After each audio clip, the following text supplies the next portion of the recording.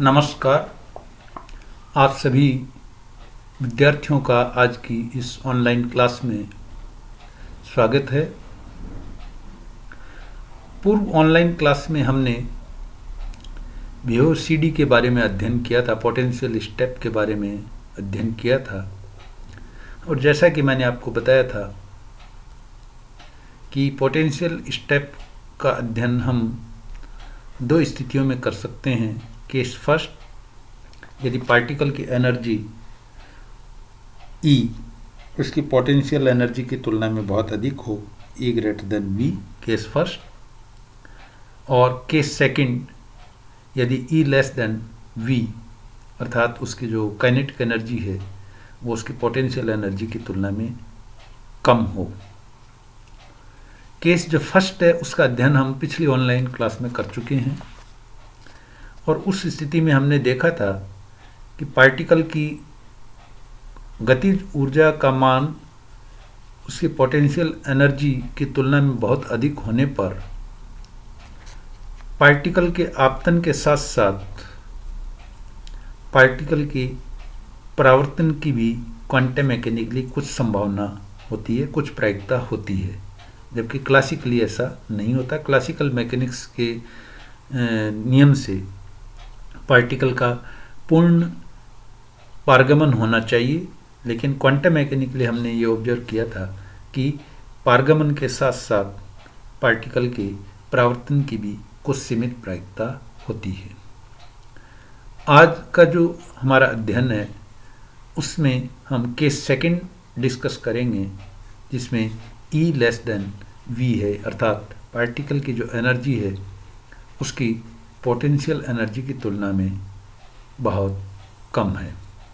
तो ऐसी स्थिति में चूंकि उसकी एनर्जी पोटेंशियल एनर्जी की तुलना में बहुत कम है, इसलिए क्लासिकली हम ये एक्सपेक्ट करते हैं कि जैसे ही कण x बराबर 0 स्थिति में विभव CD के पास पहुंचेगा उसका पूर्ण परावर्तन हो जाना चाहिए। लेकिन क्वांटम मैकेनिकली हम ये ऑब्जर्व करते हैं कि परावर्तन के साथ साथ उसके पारगमन की भी कुछ संभावना होती है। ये विभव CD का डायग्राम दिखाया गया है। ये रीजन 1 है जिसमें V इक्वल्स टू 0 है। ये रीजन सेकंड है जिसमें V बराबर V0 है और ये x इक्वल्स टू 0 पॉइंट है। ये रीजन x लेस देन 0 है, ये रीजन x ग्रेटर देन 0 है। तो अगर E लेस देन V0 हो तो इस स्थिति में चूंकि इसकी एनर्जी बहुत कम है, इसलिए पार्टिकल के जो सेकंड रीजन है जिसमें कि V इक्वल्स टू V0 है, पाए जाने की संभावना बहुत ही क्लासिकल मैकेनिकली 0 होगी, लेकिन क्वांटम मैकेनिकली हम ये ऑब्जर्व करेंगे कि इसकी कुछ ना कुछ प्रायिकता रीजन सेकंड में भी पाए जाने की होती है। तो इसको हल करने के लिए हमें अगेन जैसा कि E greater than V0 reason में किया था, दोनों क्षेत्रों के लिए श्रोडिंगर इक्वेशन लिखनी होगी और इस श्रोडिंगर इक्वेशन को लिख करके और इसमें जो इसका जब हम हल ज्ञात करेंगे तो उसमें हमें कुछ कांस्टेंट्स प्राप्त होंगे और इन कांस्टेंट्स का जो मान है वो बाउंड्री कंडीशंस की सहायता से हम ज्ञात करेंगे। इस स्थिति में जो x लेस देन 0 रीजन है उसमें जो श्रोडिंगर इक्वेशन है वो वही होगी d2 psi 1 upon dx square plus twice m upon h square E minus v psi 1 बराबर 0। और चूंकि x लेस देन 0 में v बराबर 0 है, इसलिए इक्वेशन बन गई d2 psi 1 upon dx square plus twice m by h square E psi 1 equals to 0 या d2 psi 1 upon dx square plus k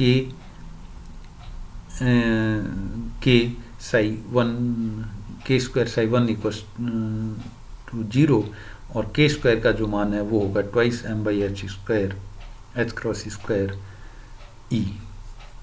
तो इसका जो सॉल्यूशन है वो होगा psi 1 equals to a1 e raise to power i kx plus b dash e minus iota kx। यहाँ जो constants हैं वो हमने ए और बी की बजाय ए डैश और बी डैश माने हैं, जहाँ जो फर्स्ट टर्म है A dash e raise to power iota k x, ये एक्स दिशा में गतिशील तरंग को यह रिप्रेजेंट करती है और ए डैश उसका कांस्टेंट है। इसी प्रकार b dash e raise to power minus iota k x, ये माइनस एक्स दिशा में जो गतिशील तरंगाग्र है उसको रिप्रेजेंट करती है, अर्थात जो प्रावर्तित x बराबर 0 पर जो प्रावर्तित तरंगाग्र है उसको रिप्रेजेंट करती है।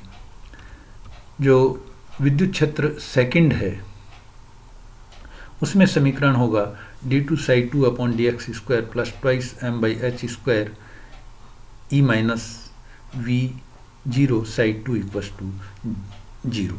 और चूंकि e लेस देन वी 0 है इसलिए इसको हम लिख सकते हैं माइनस कॉमन लेकर के d2 psi 2 upon d x square minus twice m by h square h cross square V 0 minus E psi 2 बराबर 0, क्योंकि e लेस देन वी 0।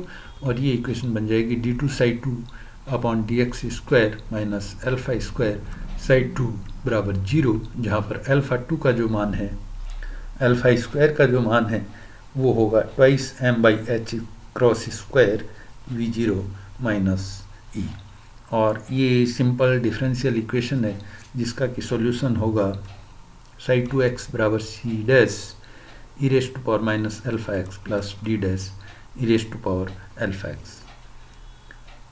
चूँकि रीजन सेकंड में अनंत पर साई 2 का मान शून्य हो जाना चाहिए, ये हम ऑलरेडी जानते हैं कि वेव फंक्शन के का जो मान है मुझे दूरी के साथ जैसे जैसे दूरी बढ़ेगी इसका मान है वो कम होता जाएगा और अनंत पर जाकर के इसका जो मान है वो शून्य हो जाना चाहिए। इसलिए एक्चुअली ये डी डैश ई की पावर एल्फा एक्स ये इंक्रीजिंग फंक्शन या वर्धमान फलन को रिप्रेजेंट करता है, एक्स के साथ साथ ये बढ़ता जाएगा। इसी प्रकार c dash e minus alpha x ये डिक्रीजिंग फंक्शन या घटते हुए जो फलन है उसको रिप्रेजेंट करता है। तो चूंकि रीजन सेकंड में जो वर्धमान फलन है उसका वो हमें स्वीकार्य नहीं है, क्योंकि x के साथ में जो साई 2 है वो बढ़ नहीं सकता, कमी होता है, तो इसलिए इस कांस्टेंट डी डैश को हम 0 मानेंगे। तो इसलिए साई 2x का जो मान है वो हो गया c dash e raise to power minus alpha x. अब प्रश्न ये उठता है कि इन कांस्टेंट्स बी डैश और सी डैश को कैसे ज्ञात किया जाए।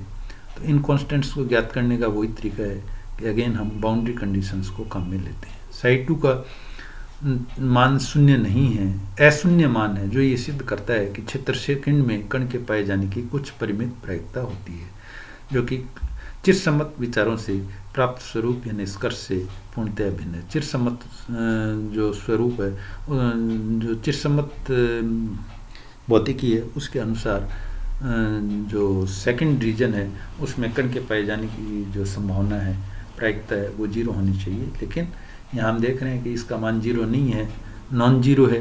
इसका मतलब जो रीजन सेकंड है उसमें कण के पाए जाने की कुछ परिमित प्रायिकता है। तो नियतांक ए डैश बी डैश और सी डैश के मानों का निर्धारण तरंग फलनों के सीमांत प्रतिबंधों से ज्ञात किया जा सकता है। और सीमांत प्रतिबंध है वो ये है कि x बराबर 0 पर साई 1 बराबर साई 2 होगा, और इसी प्रकार x बराबर 0 पर d psi 1 upon d x बराबर d psi 2 upon d x होगा। तो फर्स्ट प्रतिबंध, सीमांत प्रतिबंध अगर हम काम में लें, x बराबर 0 पर साई 1 बराबर साई 2, तो ए डैश प्लस बी डैश बराबर सी डैश प्राप्त होगा। सेकंड सीमांत प्रतिबंध अगर x बराबर 0 पर d psi 1 upon d x बराबर d psi 2 upon d x हो, तो i k A dash minus B dash बराबर माइनस एल्फा सी डैश। और बी डैश और सी डैश के लिए अगर हम इसे हल करें तो हम पाएंगे कि बी डैश का मान हमें प्राप्त होगा आई के plus alpha upon i k minus alpha into A dash. और इसको हम के की फॉर्म में निकालें तो आई से अगर इसको हम मल्टीप्लाई कर दें पूरी इक्वेशन को, तो ये हो गई के minus iota alpha upon k plus iota alpha into A dash. इसी प्रकार सी डैश का जो मान है वो हमें प्राप्त होगा twice i k A dash upon twice sorry C dash बराबर twice i k A dash upon i k minus alpha into A dash, और अगर हम इसको आई से डिवाइड कर दें तो ये हो गया twice k upon k plus i alpha into A dash. इस प्रकार ये नियतांक ए के किसी भी मान के लिए ज्ञात हो गए हैं जब तक इसका मान v0 से कम रहे, अर्थात e लेस देन v0 हो। इस प्रकार जो वेव फंक्शन psi1 और psi2 दोनों क्षेत्रों में जो तरंग फलन है उनके मान होंगे psi1x बराबर ए डैश ई की पावर आयोटा के एक्स प्लस के minus i alpha upon k plus i alpha ई की पावर माइनस आई के एक्स, psi2x बराबर twice k upon k plus alpha a dash e raise to power minus alpha x. तो समीकरण जो choice है ये जिसमें हमने बी डैश और सी डैश ज्ञात किए हैं, तो अगर हम बी डैश स्क्वायर निकालें तो इसका जो मान है वो हो गया k minus i alpha upon k plus i alpha a dash whole square magnitude square. तो इसको ज्ञात करने के लिए हम के प्लस आई ऊपर के प्लस आई अल्फ़ा से मल्टीप्लाई करेंगे, नीचे के माइनस आई अल्फ़ा से मल्टीप्लाई करेंगे, तो ये हो गया k minus i alpha into के प्लस आयोटा अल्फ़ा। यानी एक्चुअल में इसका कॉन्जुगेट लेना है, बी डैश मैग्नीट्यूड स्क्वायर अगर हमें निकालना है तो जैसे साई मैग्नीट्यूड स्क्वायर बराबर साई साई स्टार होता है, इसी प्रकार बी डैश मैग्नीट्यूड स्क्वायर का मतलब हुआ बी डैश स्टार, जहाँ b dash star b dash का कॉम्प्लेक्स कॉन्जुगेट है। तो k minus i alpha upon k plus i alpha का जो कॉम्प्लेक्स कॉन्जुगेट है वो हो गया k plus i alpha upon k minus i alpha. तो इससे मल्टीप्लाई करेंगे ये प्राप्त हो गया ए डैश स्क्वायर, यानी बी डैश मैग्नीट्यूड स्क्वायर बराबर ए डैश मैग्नीट्यूड स्क्वायर, अर्थात परावर्तित जो तरंगाग्र है उसका जो आयाम है वो आपतित तरंगाग्र के आयाम के बराबर होगा। अर्थात जब तक ई लेस देन v0 है संपूर्ण तरंगाग्र का x बराबर 0 पर क्या होना चाहिए, परावर्तन होना चाहिए। अतः जब तक ई लेस देन v0 रहे तब तक परावर्तित तरंग की तीव्रता आपतित तरंग के समान रहती है, अर्थात चिरसम्मत प्रकरण की भांति पूर्ण परावर्तन होता है। फिर भी कण के x लेस देन 0 के क्षेत्र में पाए जाने की जो सापेक्ष प्रायिकता है p वो होगी c डैश मैग्नीट्यूड स्क्वायर, या जो psi2 star magnitude square. psi2 हमें मालूम है किसके बराबर है, c डैश ई की पावर माइनस अल्फ़ा एक्स के बराबर। इसका जो psi स्टार है वो भी इसी के बराबर होगा, इसलिए जो क्षेत्र सेकंड में कण के पाए जाने की प्रायिकता p है वो हो गई c डैश ई माइनस ई की power minus alpha x magnitude square बराबर 4k स्क्वायर अपॉन के स्क्वायर प्लस अल्फ़ा स्क्वायर ई की power minus twice alpha x, जो विभव रोधिका के किनारे पर जानने योग्य होता है। अर्थात x बराबर 0 पर इसका जो मान है वो सर्वाधिक होगा।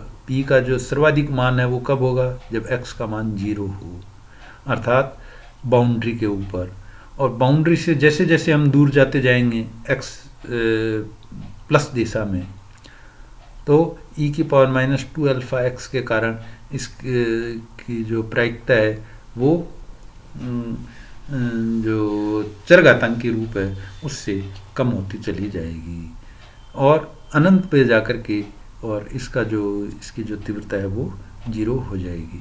तो इसका जो ग्राफ बनेगा वो इस तरीके का होगा, जैसे ये इंसिडेंट वेव है psi1 और यहाँ x बराबर 0 पर अगर क्लासिकली हम कंसिडर करें तो ये वापस परावर्तित हो गई। तो और चूंकि हमने देखा था बी डैश और B dash square amplitude square बराबर ए डैश एम्पलीट्यूड स्क्वायर आ रहा है, इसलिए ये जो तरंग है वो आपतित भी है और परावर्तित भी है। अब रीजन सेकंड में psi2 का जो मान है वो x बराबर 0 पर मैक्सिमम है और जैसे जैसे x का मान बढ़ता जाएगा साई 2 का मान चरघातांकी रूप से कम होता चला जाएगा और अनंत पे जा कर के ये शून्य हो जाएगा। तो इस तरीके से साई 2 का जो मान है सेकंड रीजन में जो तरंग है उसका आयाम घटते हुए अनंत पे जाके शून्य हो जाता है। तो इस तरीके से हम जो पोटेंशियल स्टेप है वो डिस्कस कर सकते हैं। तो विभव रोधिका में पारगमन द्रव्य कणों के तरंग स्वरूप के कारण होता है, फिर भी x<0 वाले क्षेत्र में तरंग फलन का क्षणन होता है। तो आज की बस इस ऑनलाइन क्लास में बस इतना ही। धन्यवाद।